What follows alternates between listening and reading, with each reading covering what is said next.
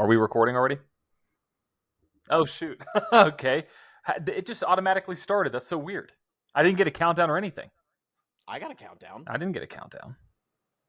Okay. Weird. Okay. Either way, welcome to episode, I think it's 34 of the Flag to Flag. It is too. Of the Flag to Flag podcast.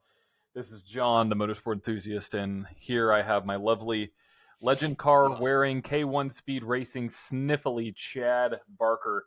Chad, how are you on this lovely Wednesday gloomy afternoon? At least it's gloomy over here. How's it going? It's gloomy over here. I woke up about 5 minutes ago. Makes sense to why you were late to the podcast. Yeah. Okay. We were, yeah. That's but yeah, I'm doing good. Had a great weekend of racing and have a great weekend of racing coming up. Pretty relaxed, hang out with some buddies, and Nice. I didn't leave my bed all day Sunday because I was just watching racing the whole day. There you go. There you go. Yeah, is that a new hat? No, it's a hat that I haven't worn ever. One of Sophia's dad's work friends is a huge racing fan, and he went to Silverstone and goes to Silverstone quite a bit and got this hat from Silverstone. Yeah. Wow. It's pretty cool. So like you have the track right here, you have the logo on the side. That's pretty plain, but it's a legit Silverstone branded. It's hard to tell.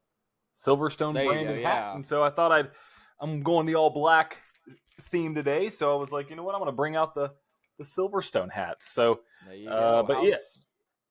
Yeah, I heard that it's pretty windy where you. Oh, it's windy as hell, dude. It's windy as hell, dude. We have branches down all over the place. Oh my god! Like I was hearing like there was like basically like a windstorm last night. Oh yeah. I was like, geez. Yep, it was a windstorm. But we're all good. Power's still here.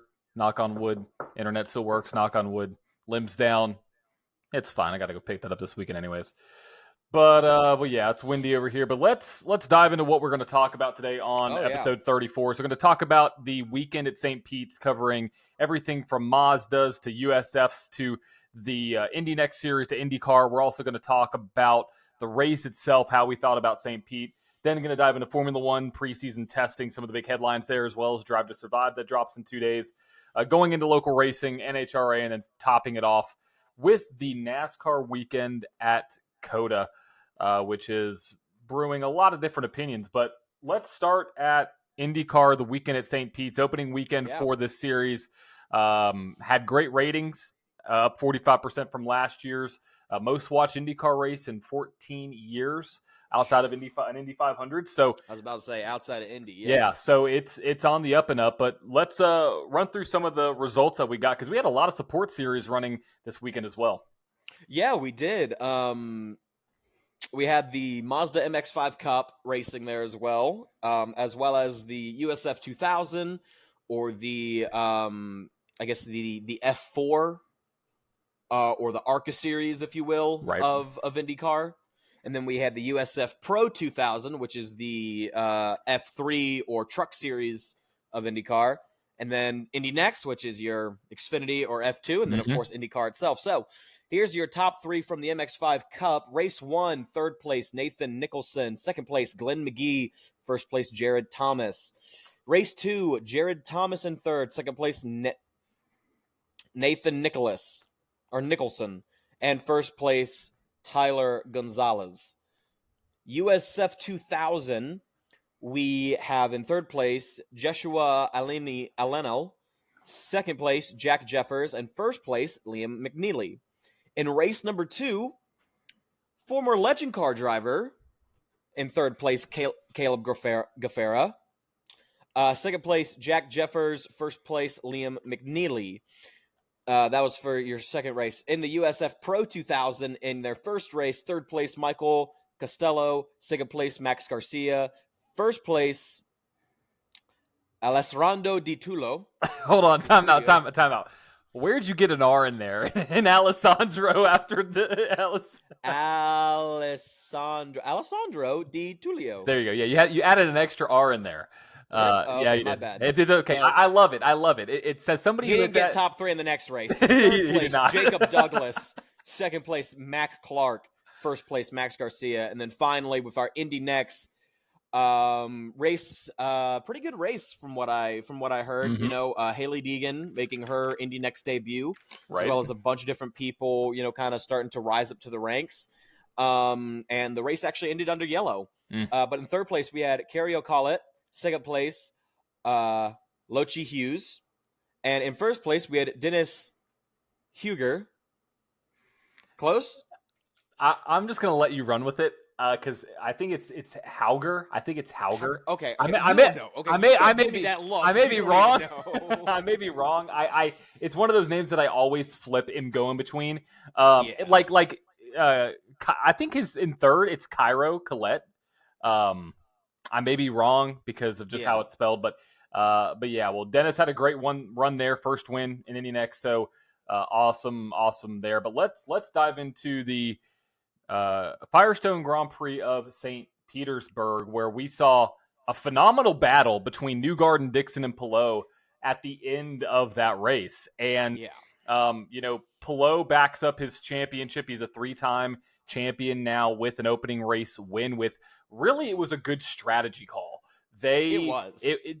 All those cars, I think, were very equal on speed. It came down to that pit stop where Palou came out up front. And so, what I think was kind of happening, we kind of have, second in our notes here, Newgarden used up his tires trying to catch Palou, which he did, because with about, what was it? I want to say like 3 to 5 laps left, he just fell off. And then when the white flag came out, he dropped like a rock. Well, also, I think they knew that he possibly couldn't make it to the line because he coasted across the line. That's why he didn't finish in second.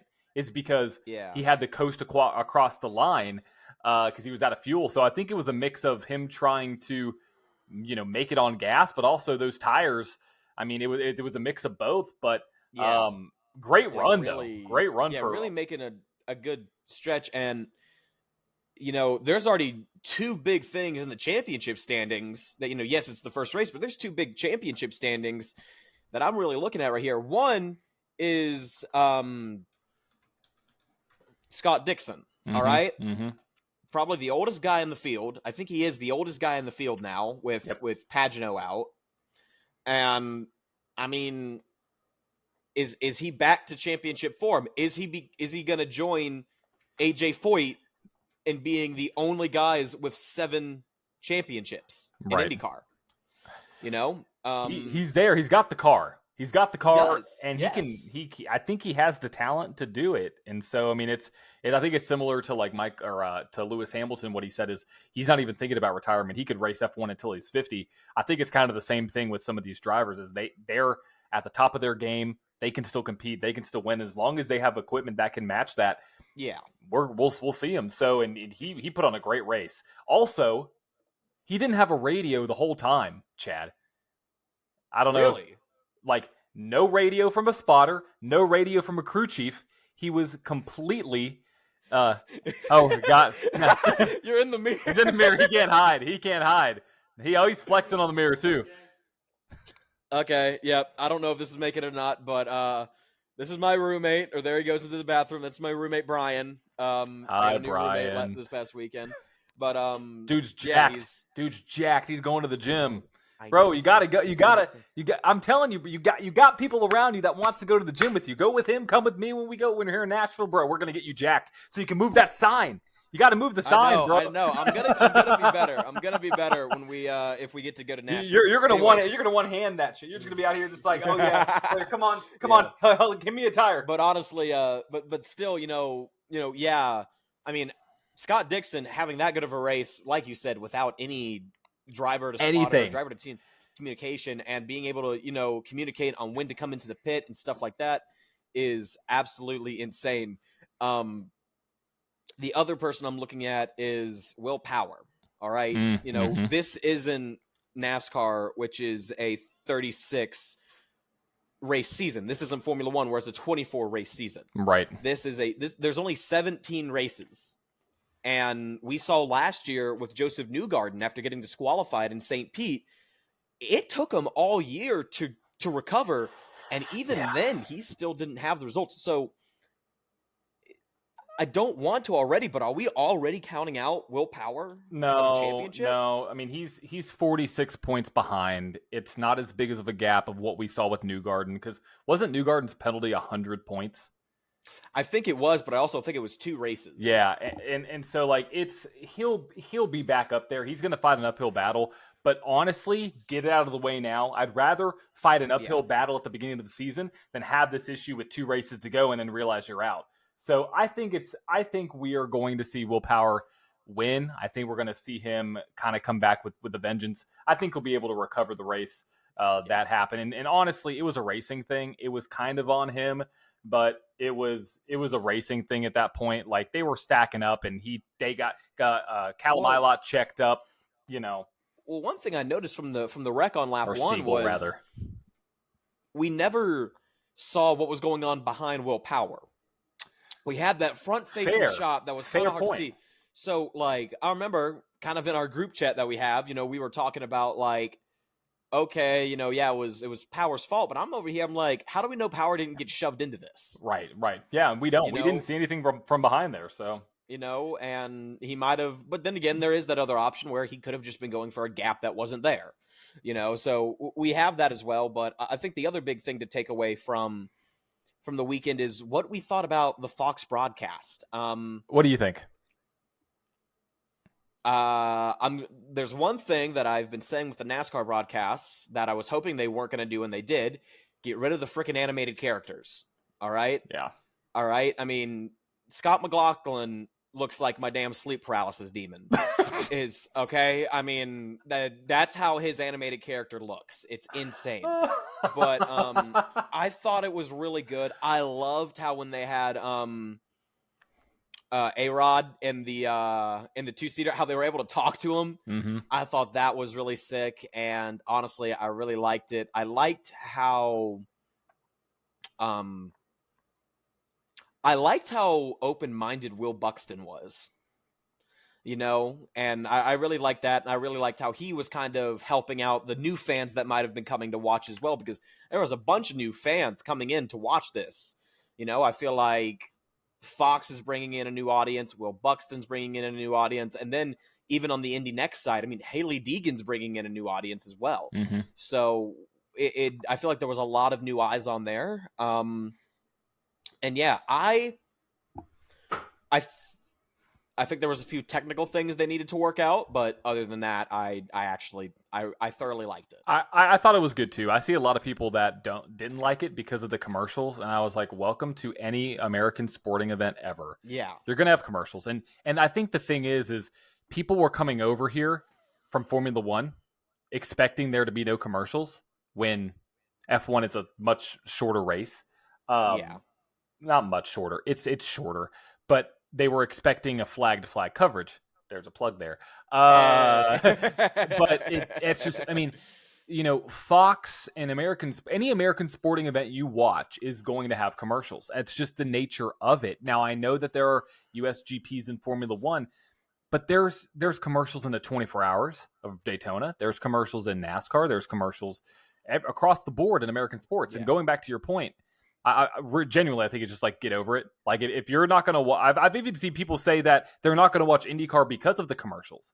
And I'm like, okay, well, whatever. Here's the thing. Like, it's not like football, where for football there's a TV timeout where a dude in an orange jumpsuit stands on the field. Fair point. Where that happens, because we do have, which I was curious if they were going to do this, and they did this.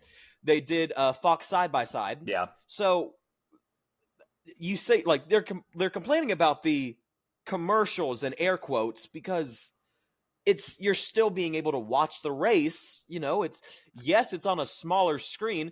Don't be complaining about a smaller screen. That's how me and John watched the damn Monaco Grand Prix last year when it was freaking hell was raining over our houses. Oh, yeah. All right? Yeah, exactly. So I don't want to hear you complaining about no damn commercials when we had News 2 right next to us. Yeah, exactly. Yeah. So it's just... there was that, but I mean, it's not like it's completely cutting away from the race. No, it's not. And exactly. If it was under caution, yes, they're going to, but Yeah, Even yeah, I get it, and I think somebody in my comments talked about it. In motorsport, I definitely understand why commercials probably aren't the best because there have been more than two handfuls of times where NASCAR has peeled away to go to commercial break and a caution has happened, or something that has completely changed the race has gone on. It's fair. It's a very valid point. My biggest ick is that you're telling me you're not going to watch a completely new series one race in because they have commercials that are side by side. I mean, come on. Like, okay, are you really a fan, or are you just now starting to complain about things that in Formula One's not on, so they don't have anything to complain about. Exactly right. So, but I've heard a lot of positive things about the broadcast. Oh, I yeah. thought the intro was great with the song choice. I love the animated graphics with the cars there. I think they need to get rid of the drivers that are animated, but it's Fox. They do that with football. They do that with everything that they put out. It's their it's their thing that they've been doing for a while. With me watching the NFL, it's always an animated character. And like these quarterbacks look fucking jacked when they're not that jacked. And I'm like, and I get what they're trying to do, but I loved the intro videos. Have you seen the intro? They put a 6-pack on Kyle Busch, and then you cut to him in real life. He's got a freaking beer gut belly on him. Yeah, for or sure. Beer belly, yeah. But I mean, shoot, it don't matter what he's got. He still was able to put a show on. Oh, absolutely. We'll talk about that later on. But going to one thing I loved was the driver intros with the actual drivers saying, Joseph Newgarden, Nashville, Tennessee. And it was actually a clip of them saying that. I thought that was a phenomenal, and did it with the whole field. I think that's something that they should add in. I think they should add real driver images to them. But I thought the broadcast was great. A lot of people complained also about how they only covered really the top 5 to the top 13. They didn't really cover anything on back, which, again, it goes back to what I said a few shows ago. You can hype up the season all you want. You can't control the on-track product. Exactly. You don't know what those producers are going to say, because it literally is cut here. Like they're doing it all manually. Like they are. Yeah. So, like some race, you're just going to have a race kind of like what we had, where a lot of the action is at the front, but then you'll have other races where you've got action all over the place. Exactly. And you kind of have to pick and choose. But I thought it was great. I think it's a great start. It's also one race in. It's one race in, Chad. Yeah. I think one thing that one of our friends, Lindsay, had a major complaint about this was as they showed Joseph Newgarden, they showed him from Nashville, Tennessee. Every time that happened, she would text me and be like, he's from Hendersonville. It's a different zip code. It's a different city. Right. It's a different place. It's not Nashville. And it was, I wanted to throw that in there. I thought that was kind of funny. Now we're going to Thermal Club. We have a few weeks before we go there, but now we're racing in a full race capacity. Like last time we went there was a fun race, an expedition race. It was the $500,000 challenge. Right. All right. Plo ended up coming home with it, so he's definitely got the confidence going into the event. And I think it's going to be interesting. I think it's going to be a great race. I love Thermal Club. I think it's a great track. See, I'm a little nervous because of how big the track is. I'm worried they're just going to get so spread out. I mean, yeah, but welcome. I mean, it's a possibility. We could still have a fantastic race. It's going to put it more on the drivers and more on the teams to make a good strategy call and have an actually halfway decent car to be able to battle up there for sure. So, but that comes up here in 17 days as the countdown to green. We are going to over 2 weeks. Give our picks, I think, in a couple weeks here, probably a week or two from now. I already checked. IndyCar is the only thing happening that week, that weekend at Thermal. Which I'm not surprised by. Thermal's a pretty exclusive area. Oh yeah. I mean, it's. Oh yeah. Yeah. But yeah, I think that kind of pretty much covers our IndyCar stuff. I'm glad we actually had a good bit of stuff to talk about this time. Oh yeah, same here. I mean, it was a great start to the IndyCar season, and hopefully you tune in if you're listening to IndyCar. And it's great. As stuff comes out, who knows? I mean, like, after what happened at this race a year ago, we could see a bunch of different stuff, but it's definitely looking like Penske and Ganassi are the top two right now. Yep. People and I think the fight is on to be that last spot in the top three between Andretti and McLaren. I think the fight is on between those. Right. I think those guys are on more of a level playing field. I don't think it was the weekend that McLaren wanted. Definitely wasn't the weekend that Andretti wanted, with not the best pit stops. Oh yeah, rough. But yeah, and then real quick, Hard Charger award for the week went to Pato Award. Yeah, Pato, and He made a good run. He did, and all I have to say is, if I have to give my too early prediction for Thermal, I think he'll win. I think he'll win Thermal. Yeah, Okay. I think you saw how good he is rather, and just how good of a car they have. I think that he has a chance, as long as he can qualify well, to be battling up there, because I think he's one of the best when it comes to these more technical tracks on the schedule. So, if I have to give a pick, I'm going to go Pato. I think he'll bring it home in Thermal. Now it's a regular season race, but yeah. Let's kind of move on now to Formula One. So last time we talked about Formula One, we had, I think, the first day. Just the first day. Yep. Of preseason testing, and then after that we had the second 2 days. So this is kind of the continuation of where we were last time. We had a lot of headlines, and one that I'm trying my best not to get my hopes up too much for, because we said this last week. Yeah. You have to, and we said that I lost track of how many times we said this, but you have to take preseason testing with a grain of salt.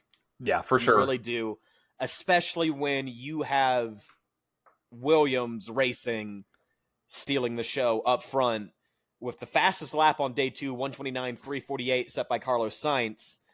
And they are showing a competitive race pace, but it's too early. It's early. It's way too early, because it's good for the fun of it a little bit, but also I think it does show that they have improved. Like, while we take it with a grain of salt, it does mean a little bit. It shows that they can at least be better than at least the rest. Yeah. So, because I expect them to be mid-pack. I really do. I expect them to be battling around mid-pack.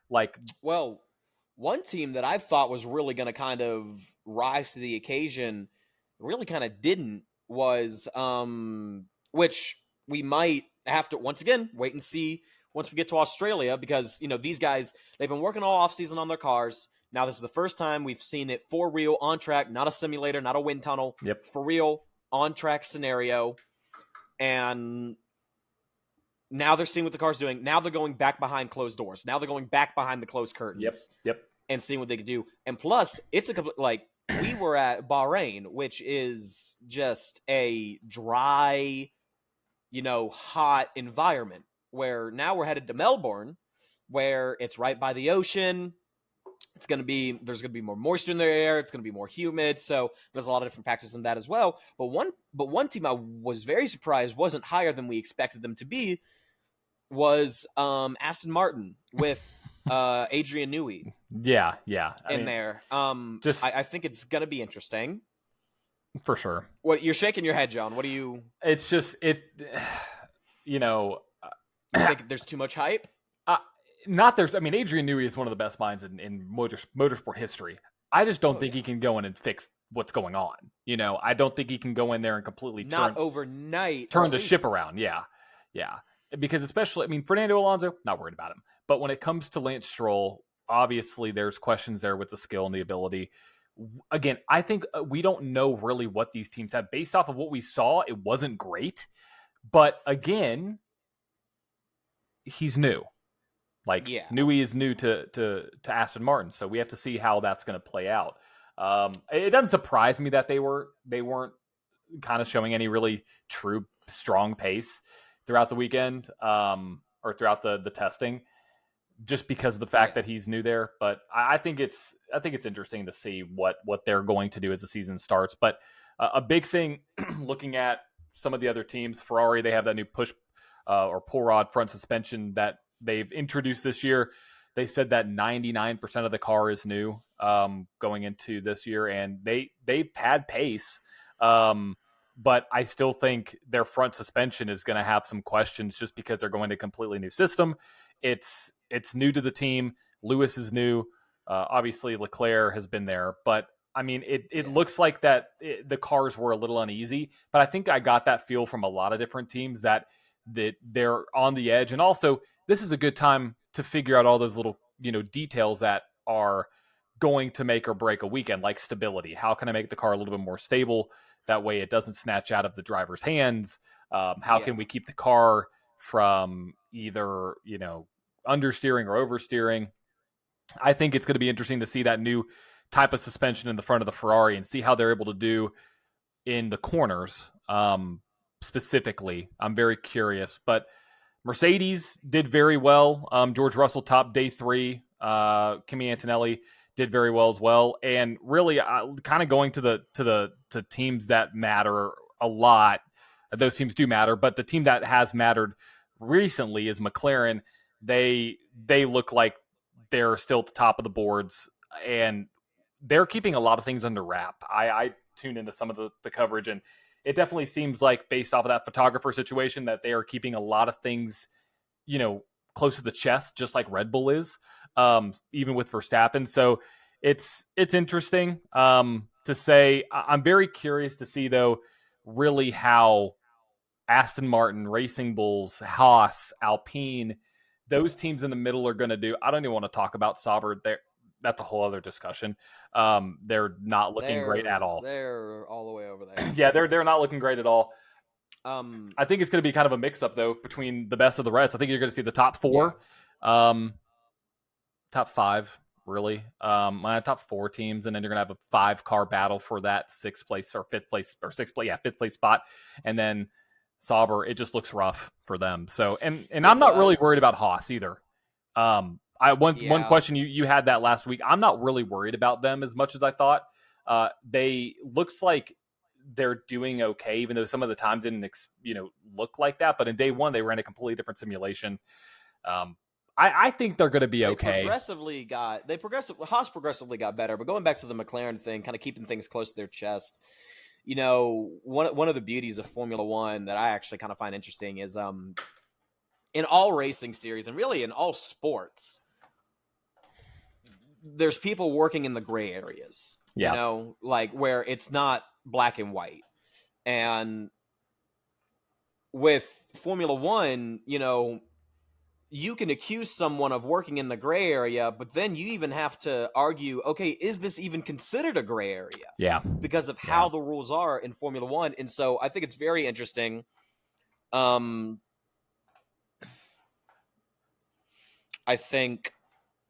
think McLaren is going to be strong, but I think Red Bull is going to be trying and I think they're happy. Yes, they got the Drivers' Championship, but I think they're still going to want to try and make up, and try and go get both championships again. But I think it's going to be tough with Liam. I'll be honest. Like, it's losing Adrian and then bringing on a new driver. I think it's going to be a little bit of a different dynamic because you haven't had that parity. Yeah. Even with Checo, with how he didn't perform very well. I think he didn't perform well, but he was a team player, which it's kind of hit or miss nowadays in Formula One, which, I mean, here's the thing, like, I've always thought of it like this. I'm a race car driver. I'm here to race. I'm not here, like, if I have a shot at rate, like, that's why I like the whole papaya rules or whatever you call it, or like when the Ferraris were going at it in Monza and Matteo Bonanno was just like, all right, y'all can fight, but play nice. Yeah. Like, I like that, like, okay, you guys can have at it. I with Red Bull, it felt like everything was used to prioritize Max, unless something like what we saw in Australia last year, where Verstappen had an issue, and then we had to go and do that. So I think it was I think it was a lot of that, but it's gonna be interesting. How much of a team player is Liam willing to be? I think he's gonna be a good one. I think so too, but also you have to look at it where Checo's been in Formula One for a longer than people think. Yeah. He kind of hid in the shadows for a long time and finally kind of got his breakthrough with Red Bull, so to speak. But now, okay, we were, kind of with an older guy. Now we're with a younger guy, all right? And Max Verstappen, how much longer is he going to be at this competitive point until we're going to need a younger blood to come up in here? They're also probably thinking about that as well. Yeah. And they might be thinking long-term, but then at the same time, we've seen in the past, Red Bull and Racing Bulls don't give a shit about contracts. They don't. Yeah. They don't. Yeah. It's insane. But, I think it's going to be interesting. Like you said, they were very competitive without revealing too much. Day 3, they had a 129.566. Not a bad time at all. But yeah, and then looking at something like Alpine leading the midfield, which it's hard. We keep saying this because it's true, and it's hard to look at this stuff because in years past we've seen the order that has come out of who's the best and worst in testing, and then by the time we get to the first race, it's completely turned upside down. Right, because you don't know who's sandbagging. You don't know if teams are going all out either. Like it's Sainz may be completely going all out, but I do know I might be wrong on this. I thought he beat the pole time for last year in Bahrain. Hold on, I'm not sure. Because hold on, you also have to think about never this mind. Isn't he was 4 tenths off. Okay. No, well, two tenths off. Excuse me, he was two. Well, you have to think about this. How there was not an actual competition. Right. There was no competitive, so therefore, how strict were the stewards this week? There's many different racing series where you don't have to be legal until qualifying. Yeah. You can go blow the doors off of them in practice. Exactly. And then be midfield, back of the pack in qualifying. So exactly. You also have to think about that. But yeah, Haas surprised a lot of folks. I really hope they were sandbagging. I really, really hope they were sandbagging. We'll see. Racing Bulls, they're still in the midfields. I think this is going to be a big learning year for VCARB because, yes, we have Tsunoda, who it's still widely debated if he should have gotten the Red Bull seat. Yeah. And then we've got Hajar, who he's a rookie, Probably the most inconsistent was Aston Martin. Yeah, for sure. With Stroll battling illness, which that does affect, which made him worse than he usually is. Fernando Alonso, optimistic. He's kind of that, just kind of see what happens. Doesn't really show you how he really feels about stuff unless it's major, and then Sauber just don't even worry about that. Yeah, they're rough. They're rough. It's fine though. They'll do fine in the back. It's fine. But next week's episode, we will be talking about our thoughts on the newest season of Drive to Survive. We will. Now, here's the thing: is this a time to binge? Because there's no IndyCar, there's no Formula One this weekend. Because we have Formula One starting back in 2 weekends. Like the next episode, we're going to be giving our predictions for the Australian GP. So we have to think about that. But yeah, Drive to Survive starts in 2 days. I'm stoked about it. We're just finishing up season 6 right now. It's just now. Yeah, we stopped for a while. We remember it's been a busy 2024. Y'all did have was it though? Oh yeah. You didn't do anything too major, did you? No, just going, getting married, going overseas for a month. There's nothing there. So her doing her masters. Masters is a piece of cake. It's basically all that. Fun it's a participation trophy at this point. No big deal. You did have quite the 2024. Yeah. You know, Went amount on of 2 woods. bachelor trips in 2024. Yeah, I did. Your own and 3. Zach? Zach and Daniels. Went on I didn't know 3. Daniel got married. Last year, yeah. In April. Also, I didn't even know Daniel existed in April.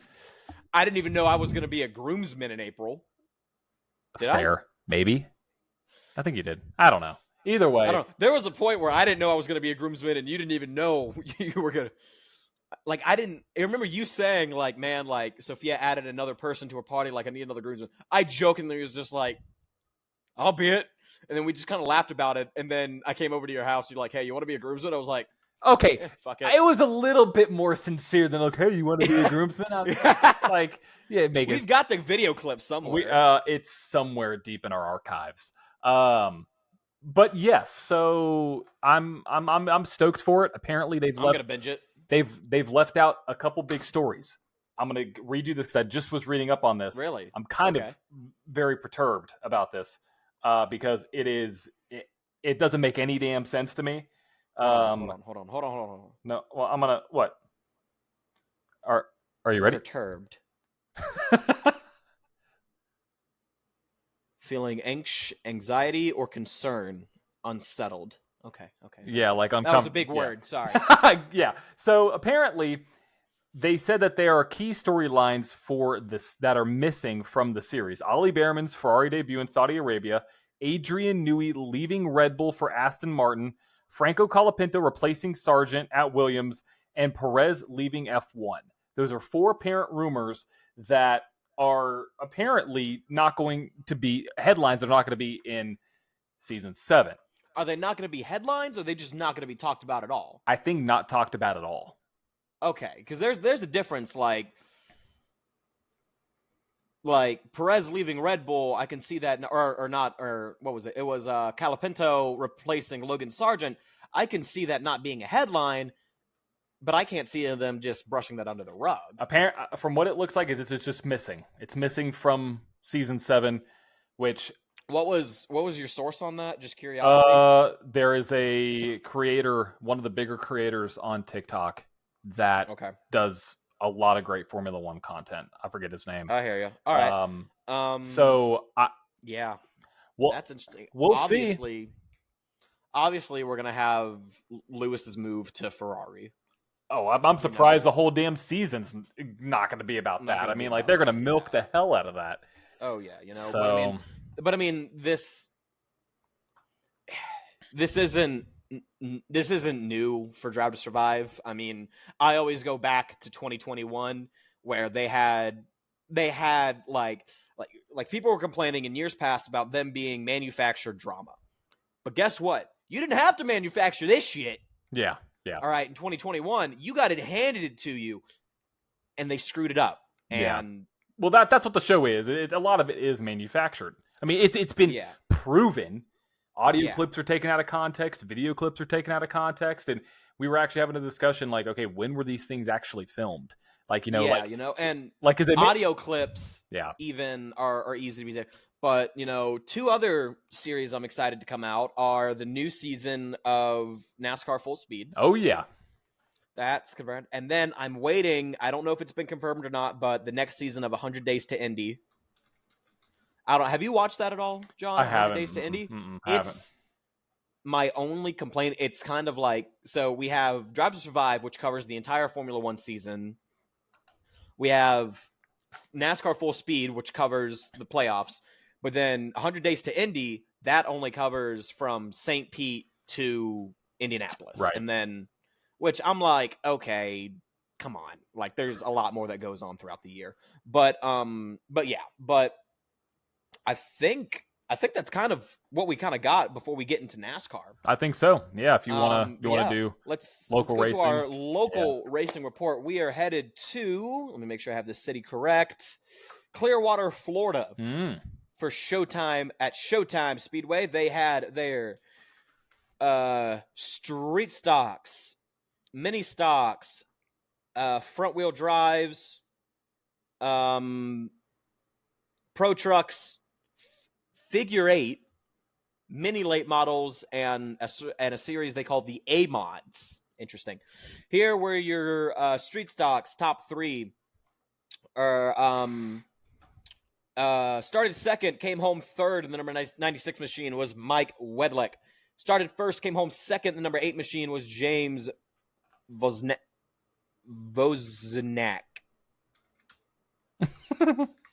Started third, came home first, and the number 51 was Mark Nelson. That was easy.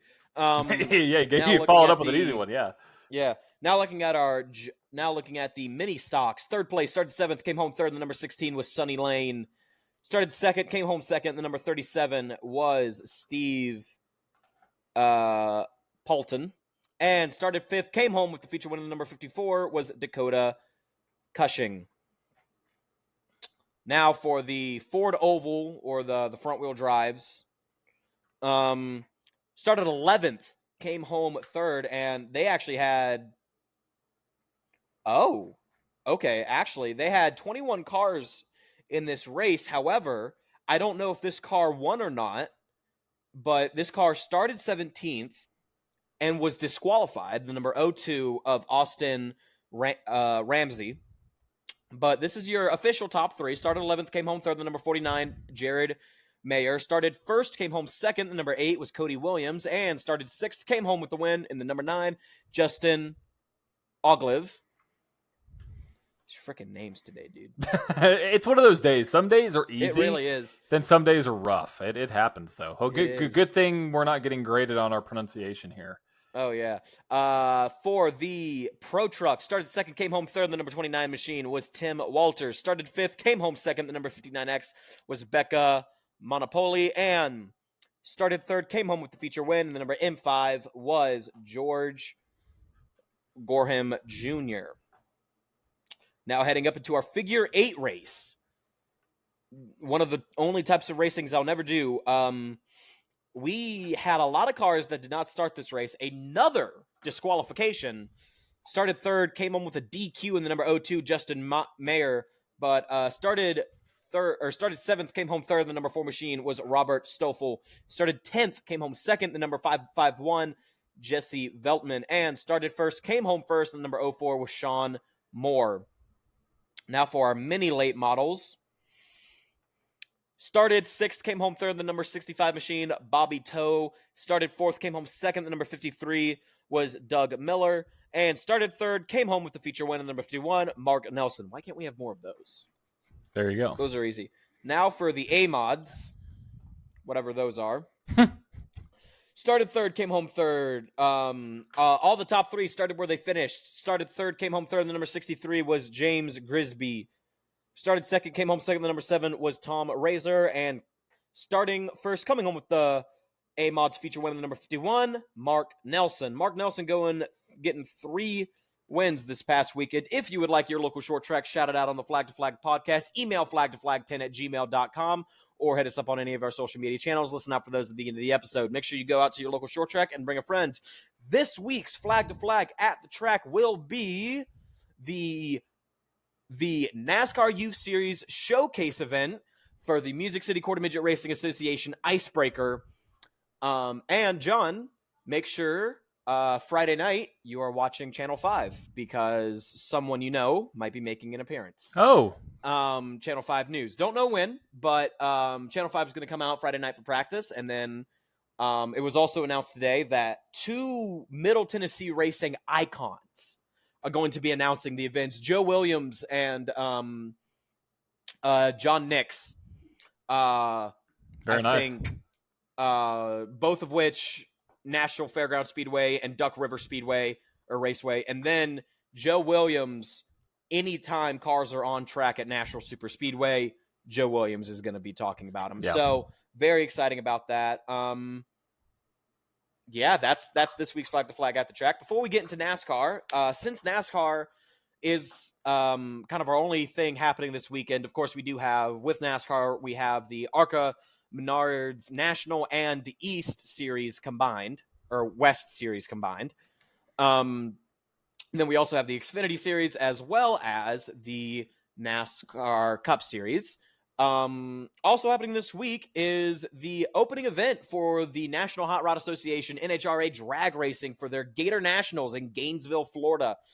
Tomorrow, things start off at 8 a.m. with sportsman qualifying, and then 4:30 p.m. with top alcohol qualifying. And then sportsman elimination start at 8 a.m. Friday morning. And then kind of moving on down, kind of going, we'll have more qualifying. We have the factory stock showdown qualifying starting at noon. Then we have the top alcohol, dragster, and funny car qualifying starting at 12:15. Kind of keeps going. And then nitro, funny car, and top fuel. Those are the big guys. Pro stock, motorcycle, and cars will start at 2. Nitro qualifying, funny car, and top fuel will start at 3 p.m. Tons of racing. More nitro and funny car qualifying. Funny car and top fuel at 5:30. Saturday, we still have a lot of qualifying. It looks like they're going to have a lot of cars out here, but we're going to have the top fuel call-out eliminations, round 1 starting at 12:15, nitro qualifying session at 12:15 again, and then, let me see if I can find it. There's a lot that's going on. Second round of eliminations at 1:15, and then the semifinals at 3:05, and then the finals for the night for the funny car and top fuel dragsters at 4:25 on Sunday. I might be tuning in, depending on what's going on, but that all starts tomorrow, and it runs through the end of Sunday. So Sweet. Tons of exciting racing, but let's get on to NASCAR now, looking at this previous weekend at COTA. Now, we had a lot of mixed reactions about the different layout. We're just going to start off there. We're going to start off the new layout, all right? Yeah. And I think Dale Earnhardt Jr. on his podcast said it best. Past few years, yes, we've had a little bit of excitement, but for the most part, it's been boring racing. Yeah. They take a mile off the racetrack. It was pretty damn good. It was good. I liked it. It was good. I liked it. I think it was much better than years past. The one thing that I wish they would have altered is they technically. So there's a national circuit. I knew you were going to say something about this. I knew you were going to say something about this. I'm curious to see what would happen if they would have run that other layout with that little bit of like a kink in it, just to see the chicane with the massive bump. Yeah, just to see what happens. I mean, I wouldn't be surprised if they tested it and maybe the chicane was too tight, maybe the bump was too aggressive. I mean, it was aggressive on iRacing. When I did it on iRacing, it was. I mean, I ran a few laps. Literally. I mean, that would have upset any of the cars, and I think that's why they didn't do it. But I think it was a fantastic race. There were some people that I saw that I speak to that said it wasn't a good race, and I'm like, well, you don't know good racing then, because I thought it was fantastic through the field. Which the issue is, and I think it was kind of the same thing that we saw with IndyCar this past weekend, is, NASCAR is racing at a Formula One track, essentially. So we have a lot of Formula One fans who come over with the Formula One mentality. Yeah. You can't have that. Yeah. All right? It's totally different. Especially when the cars are going through turn 6, which that needs to be freaking fixed. I think they need to have track limits.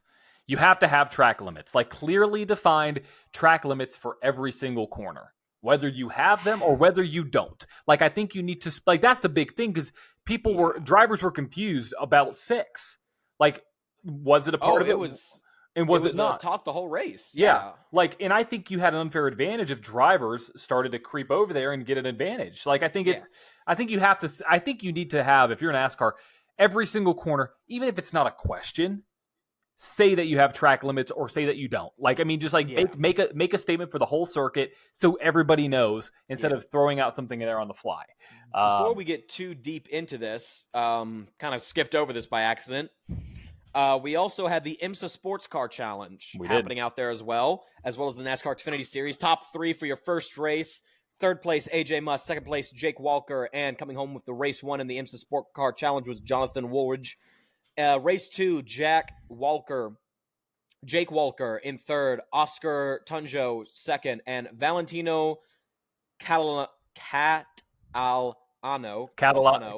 There you go. I was wondering if you were going to get that name right. Coming home with the win. You better get this next one right. Stage 1, William Byron. Stage 2, Harrison Burton. And your winner, who started on pole,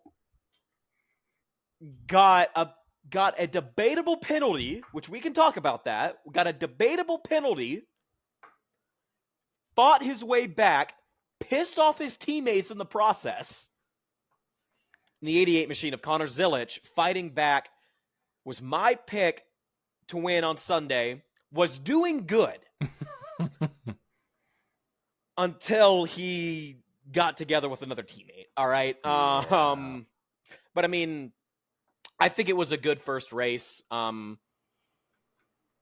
What I'm interested to see is he going to kind of become another Shane Van Gisbergen where he only is a factor when we go to road courses? I don't think so, because we saw him with speed at Atlanta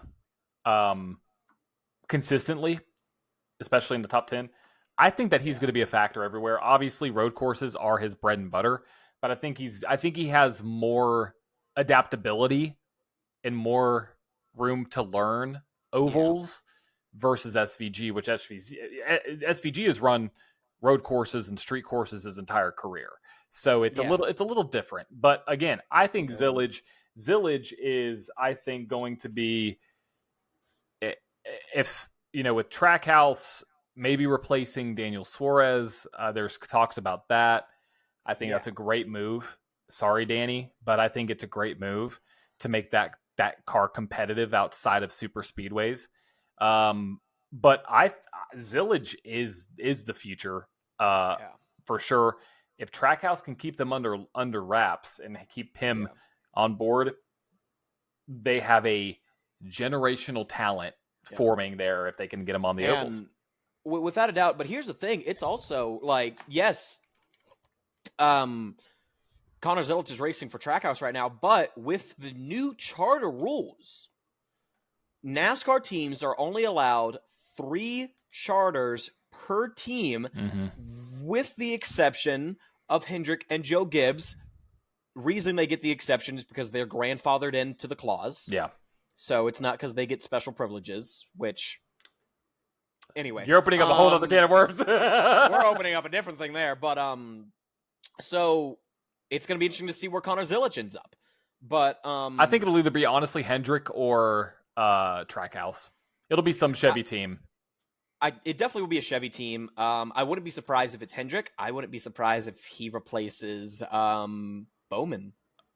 I was even thinking RCR.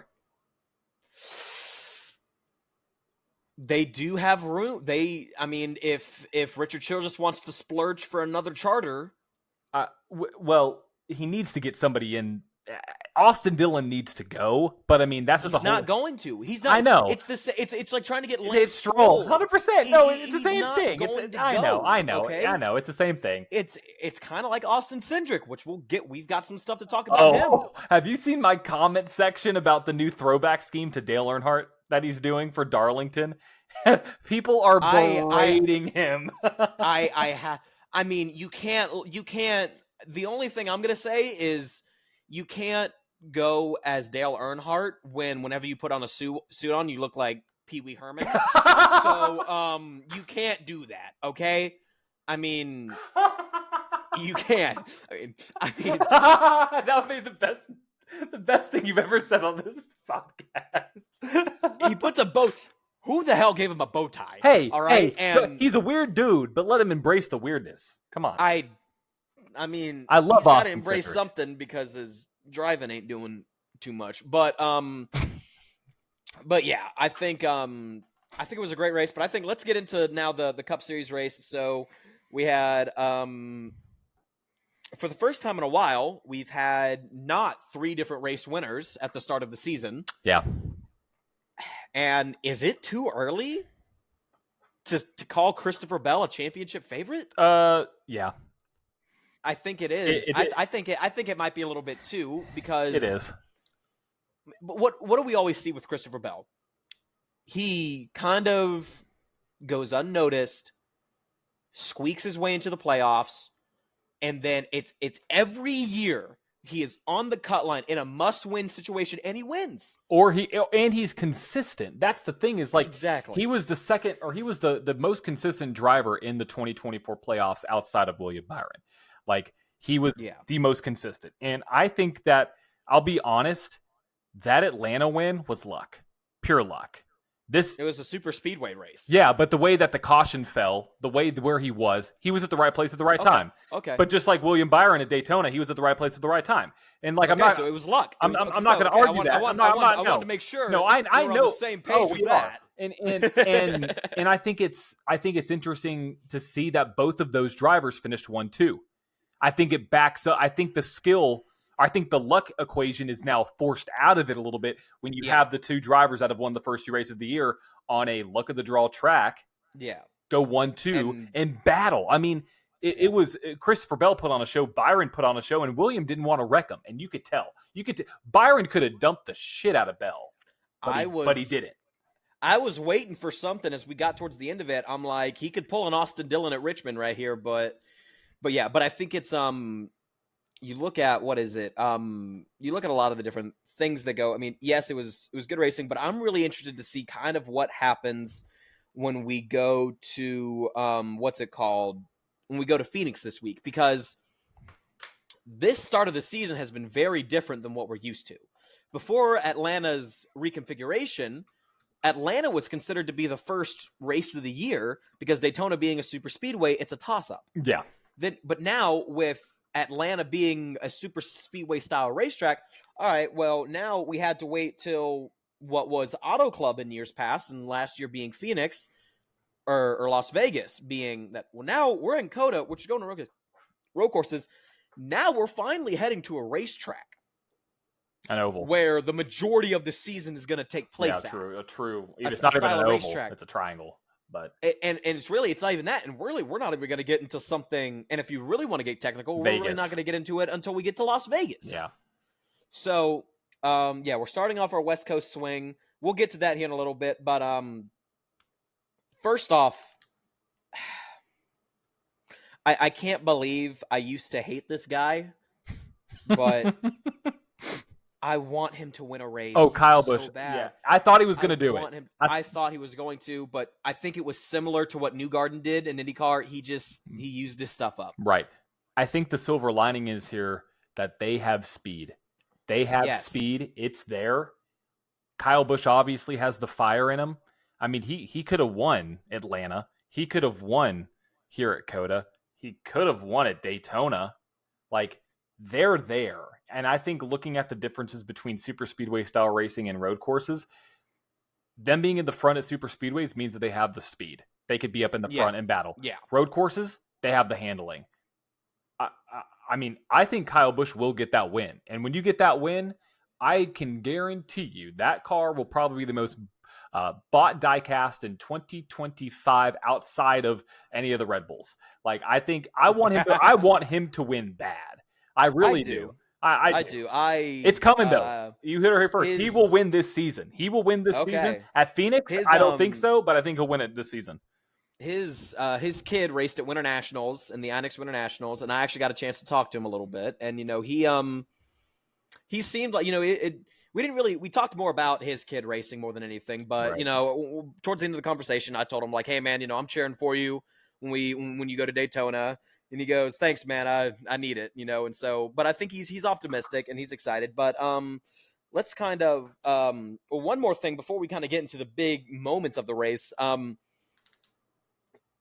Lap 1, turn 1. Ross is Don't back. know what the hell Ross Chastain was It's Ross doing. being Ross. That's old Ross. Ross just sends it. I mean, it's old Ross. I mean, there's a saying that is, you don't even know what the source of it is, but you hear it all the time, especially in iRacing. You can't win on turn 1. You can't win the race in turn 1 or on the first lap. You can't. You can damn sure lose it, but you can't win it. Ross was being Ross. Which it was a wild start to that race. I mean, Carson Hocevar backing up what he did in Atlanta the week before. I mean, before they even started going up the hill, he had Bubba Wallace chasing that car. I know. I was like, oh man, Carson's really. It's wild. I sat up. I was like, that was quick. Yeah, it's But crazy. I think it was a good. I think the top 3 from this past race will be. I'm willing to bet that they will be the big 3 this year. For sure. Byron, Bell, and Reddick. I agree. Yeah. It's clear. I mean, Reddick has speed everywhere. So does Byron. So does Bell. I mean, and it's easy to say that. And I think Hendrick Motorsports has speed. If it's kind of, they always kind of do, but yeah. And with how everything goes in NASCAR, I mean, speed's not always the name of the game. But anyway, now going on to the key moments of the race. I mean, 4-car battle at the end of that race. That was insane. That was amazing to watch. I was getting excited. That was one of those moments where it was like, I don't care who wins. If it's good, it's good. Exactly. Yeah. Main reason I was thinking that was because fucking Josh Berry finished 32nd. But yeah, road courses aren't his thing. Yeah, I was like, damn. There it is. We had a great run in Bowman Gray. We had a great run at the super speedways. It was fun while it lasted. Yeah, but well, I'm interested to see what he does in Phoenix. But intense 4-car battle. I think any one of them had a shot to win. Oh, for sure, absolutely. I even think if there was a few more laps left, Chase Elliott could have had a shot to win that as well. But like we said, we're recovering from lap 1 incident. Yeah, what were you gonna say? I would say, speaking of Elliott, did you notice that they really didn't say anything about him coming back over to the top 5 until like after the race? Like there was really nothing about him making his way through the field. Like I think they didn't really talk about it. I think that kind of goes with, once again, kind of going with what was going on with IndyCar, where there was just other stuff happening. I mean, one of the main headlines for the event was Connor Zilisch. Right. And because of his success, I mean, I think everyone was expecting him to be a 2022 Shane Van, or 2023, or I think it was 2023 Shane Van Gisbergen Chicago street race. Yeah. Type deal, which he could have. Interesting. He could have. He could have. I guarantee you, I SVG think he had the speed. I think SVG or Zilisch will win the next road course. That's honestly a solid bet. But a big thing that I wanted to talk about, which I'm interested to see, because you have this written down, which I didn't even know. Damn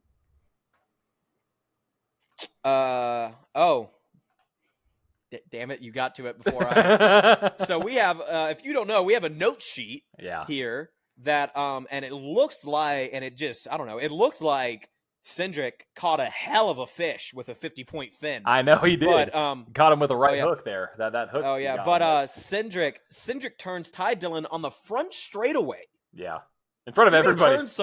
If you're gonna turn someone on a road course like Coda, don't do it on the front straightaway. Just dump him into one. And then you don't have a fine. I mean, like it's just push him out of the way. But was it intentional? I mean, he definitely. We haven't seen any telemetry. No, I mean, I haven't seen any telemetry, but on the video, it looks like he moved to the left. Pretty intentional. Yeah. There's a lot of people that are debating right now about the severity of it, and NASCAR's reasoning was that it was at a road course with lower speeds. A caution wasn't thrown. There was other factors that on a oval that weren't there, which I understand. Okay, but you're still. Las Vegas 3 years ago. Yep. All right, second Las Vegas race. Bubba Wallace, right rear hooks, Kyle Larson into the wall. Yep. 1 race suspension. All right. Now, then, Charlotte, not last year, or Charlotte this past year. Yep, Chase. Was it? Yeah, it was the last year or 2 years ago, but it was Chase and the Hamlin. Yeah. Yeah, it was. You have Chase Elliott and Denny Hamlin, and the big debate there was, okay, NASCAR Golden Boy's in the hot seat now. NASCAR made their point there. 1 race suspension. How much different is this? Right. And I understand that it was at a slower speed. I understand that we're not dealing with the cars that we first had when these cars first came, the issues that these cars first had when they first came out, which was the driver taking a lot of the impact. Right. Hats off to NASCAR for handling that. But you have a 50-point fine and a $50,000 fine. I mean, Yeah. But I did hear people talk about now if this new waiver rule, because of what happened with Kyle Larson in the Indy 500 last year. Because if that's the case, then if he misses the race, he gets the waiver, he forfeits all stage points. Yep. And so it is a little different, but my thing, that's the only way I could see an exception to this. My thing is this going to happen again? And what are we going to see? Are we going to see a 50-point fine and a $50,000 fine? Or are we going to see a one-race suspension? We're going to see a one-race suspension unless it's at a road course. And I think that is something to state. Like, it is different for sure because on a road course, what's the precedent NASCAR is setting here? Well, exactly. Okay, and I think it's different. Don't wreck each other at an oval, but at a road course, have at it. That's what it looks like it's being set, because we haven't really had this issue. Yeah. And so obviously, right, we saw it we've seen it everywhere. With Austin Dillon, we've seen it with Chase Elliott. We've seen them take away and do suspensions before, but we haven't seen it at a road course yet. So we're all kind of learning here. Yeah. I do understand what they're saying about a lower speed. Like, I understand, yes, like by pure numbers, it's a lower speed. The caution wasn't thrown, but I think that kind of is negated because of how cautions are treated at a road course. Like, I don't think that should be in consideration because... And also this was towards the start of the race where everyone was still kind of bunched up. Yeah, I think it wasn't like everyone was strung out.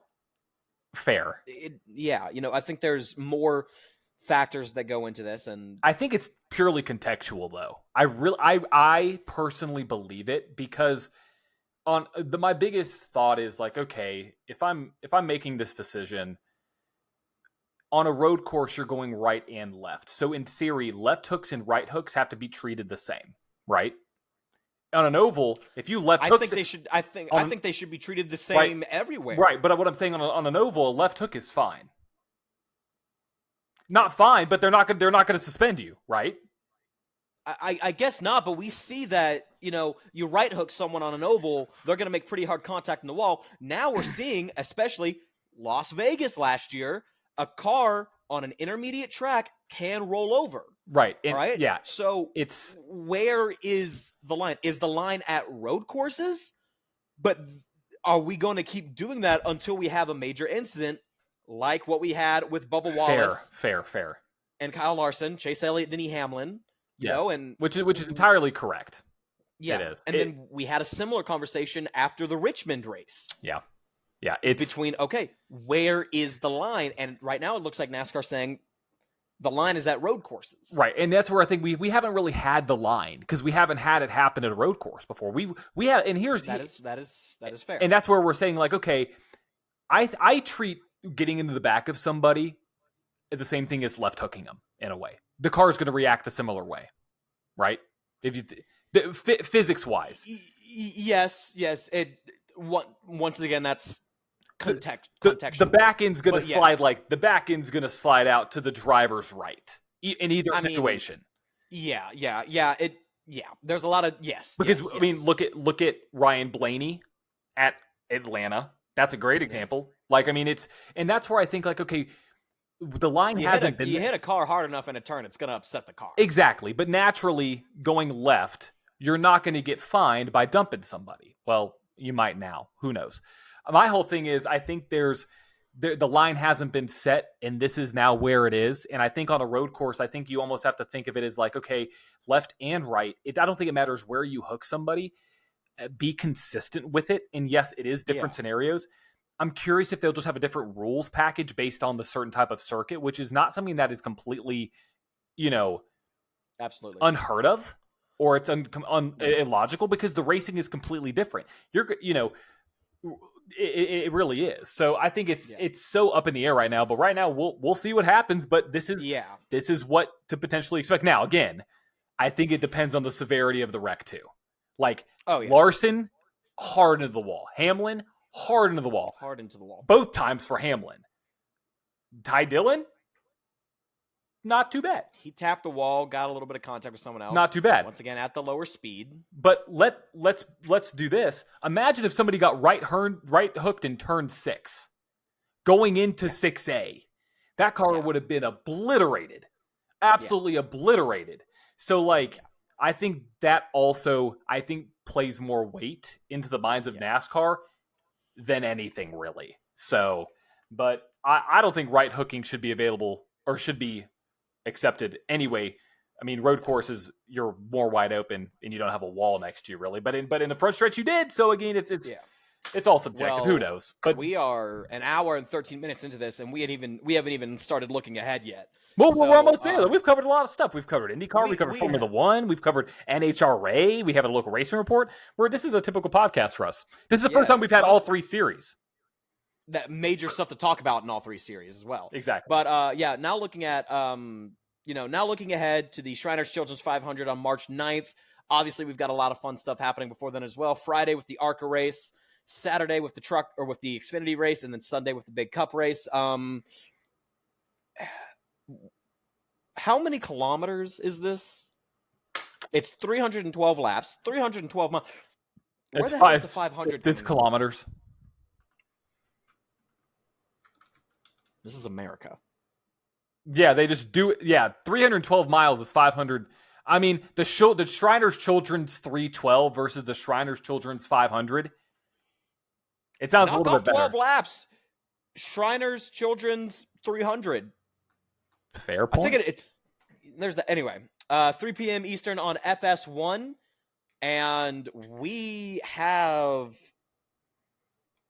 a driver who will be attempting to qualify, depending on how many people show up. Yeah, most likely going to make the race. You have to look at that for the first time since 2018.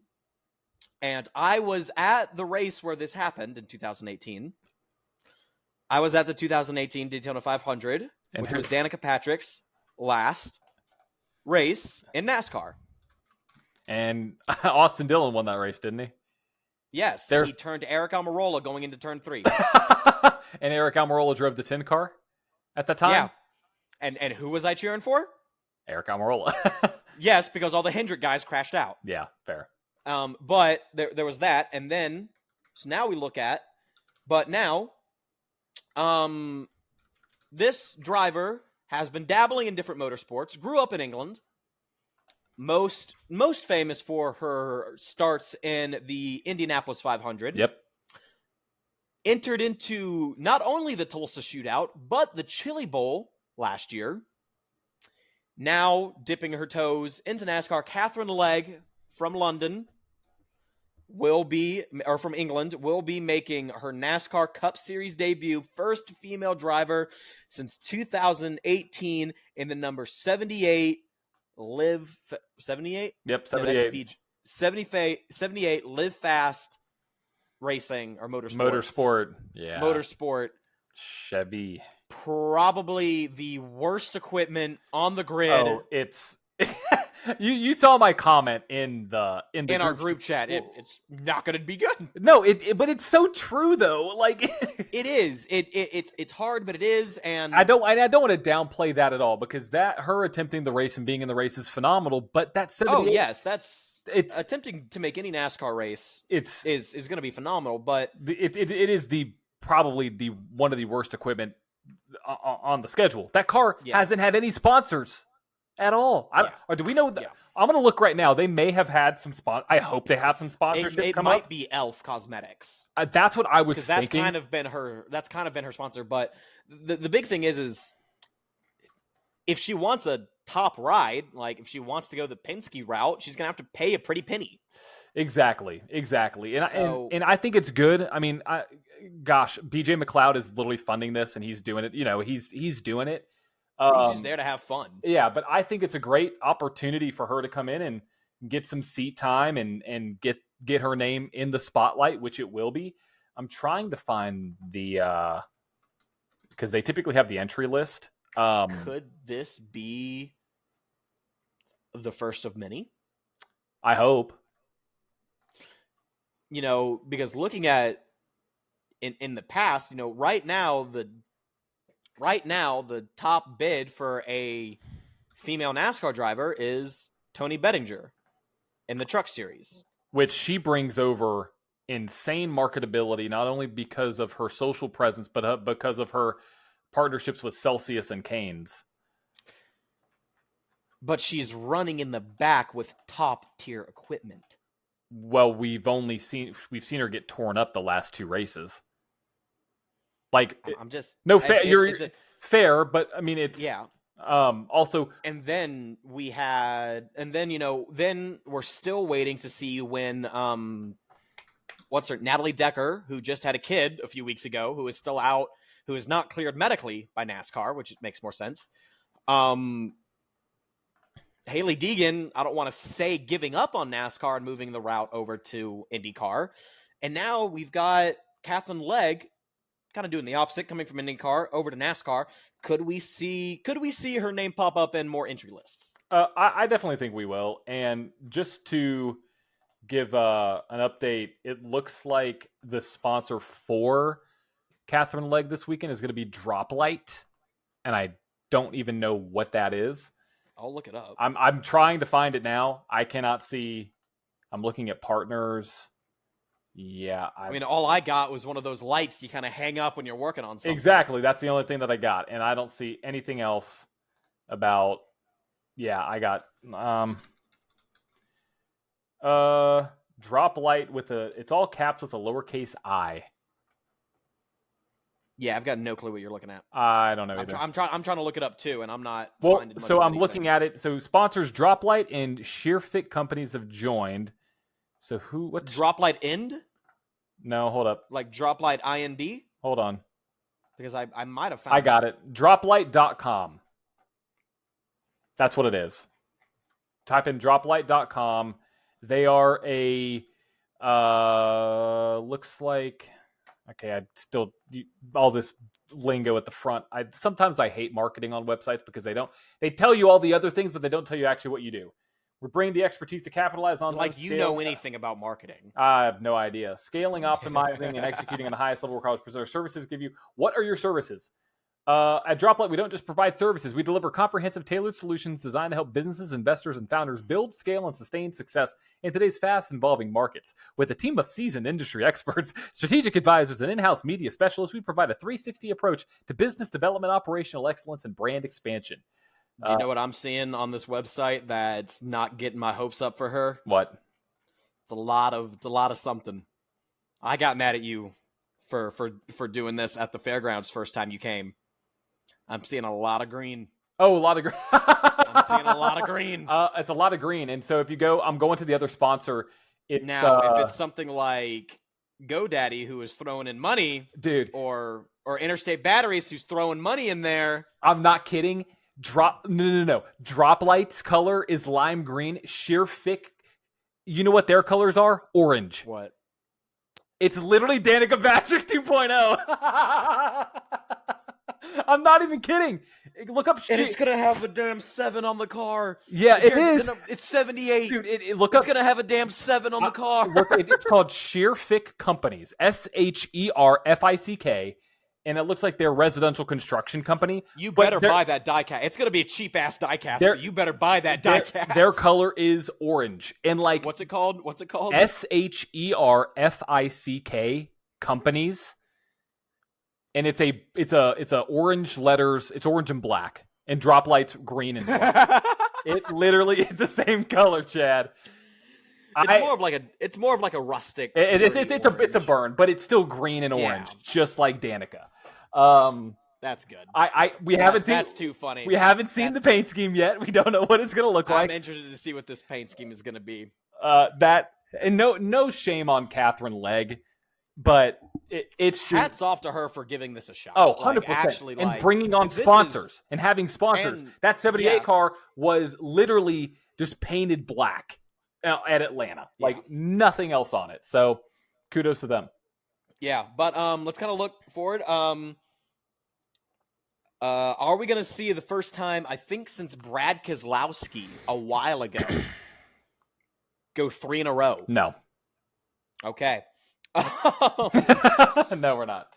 Ryan Blaney has been very consistent, but I'm gonna make my bid for who I think. This is gonna sound weird, but hear me out on this. Okay. This is who I think is gonna finish 17th. Okay. Okay, I have his name written down. Okay. Riley Herbst. Riley 17th. Daytona 500 finished 17th. Atlanta finished 17th. No way. Coda, he finished 17th. No way. Coda, look it up. I saw it this morning on TikTok. He has gone 17th all 3 races, and we're keeping it alive. He is the most. Hey, and John, what is the most important thing in racing? Consistency. Consistency is key. We're going 4 for 4. I can't keep my headphones on. We're going 4 for 4, finishing 17th. I am shocked. That is a wild stat. I would love to know if there's anything else like that in NASCAR history. But so who's your pick to win? Got to give our pick. I'm going to give my pick. You're going to be shocked. I think you're going to like it. I mean, is it any more shocking than the shit I've said this episode? No. You know,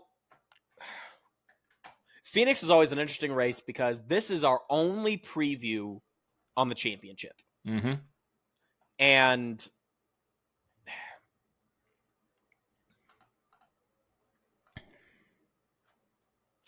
I think he's been close all year, and I think he's going to seal the deal. I think it's going to be Ryan Blaney.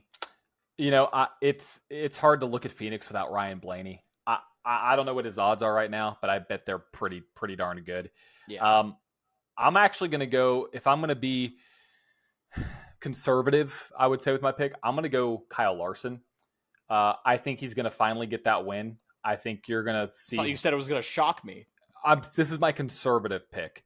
If I'm being conservative, I'm going to pick Kyle Larson. If I'm not going to be conservative, take a guess. I'll give you 3 guesses. Okay, it's not Byron. I don't think it's going to be Byron. It's not Byron. Do I get any hints at all, or do I just kind of okay? It's a Ford. Barry? No. What kind of Ford? Are we talking Penske Ford, Front Row Motorsports Ford, Zane Smith again? Are you fucking going Zane Smith? No. Okay, good. No. That's my second guess. Michael McDowell. I don't fucking know. No, wait, he's not a Ford anymore. Logano or he took over for a guy you just mentioned.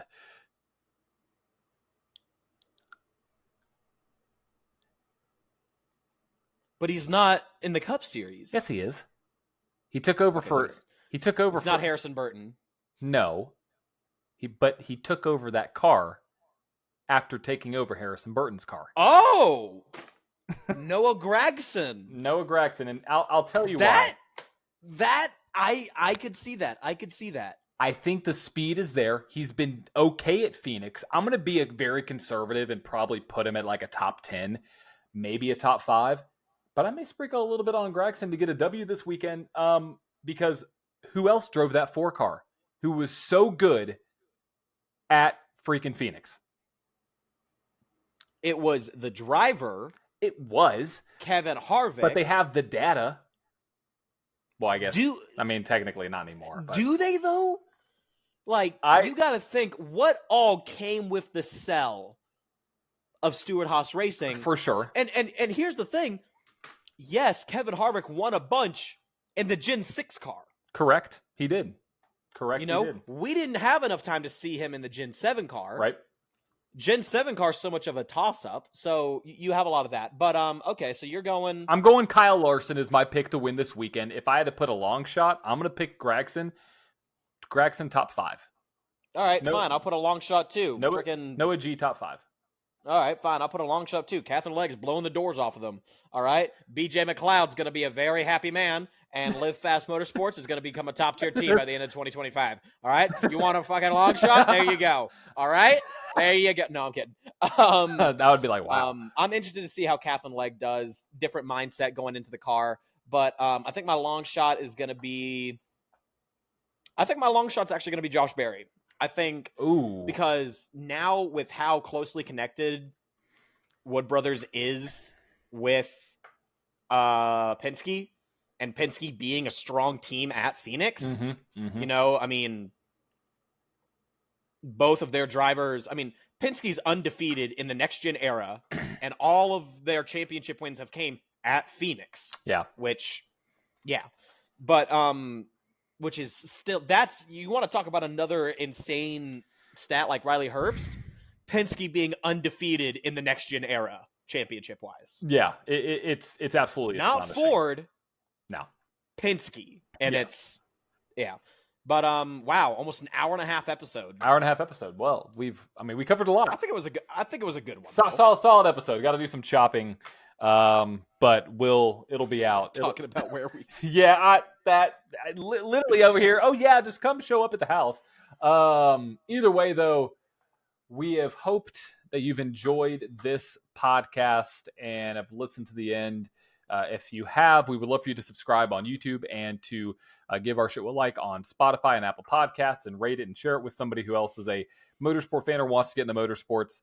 And again, follow us on all of our social media channels at Flag to Flag Podcast everywhere except for Instagram. That is at Flag to Flag _podcast. We are going to be putting out our best clips from the show, other fun content, some hot takes, all that jazz here within in perpetuity, forever, because that's what we do. We're going to put out content for you. So another big word for you, Chad. As he's not listening to me at all. Either way, no, I'm not. I know you're on your phone. That's I can tell. I know. We just got information released about National Fairground Speedway, and I'm trying to make sure I didn't miss anything. Well, is it the fact that it's going to have a NASCAR race sometime soon? No. Man. Either way, hope you enjoyed the podcast. We are crossing, and we've crossed the checkered flag, and this is the end of episode 34. We'll catch you next week.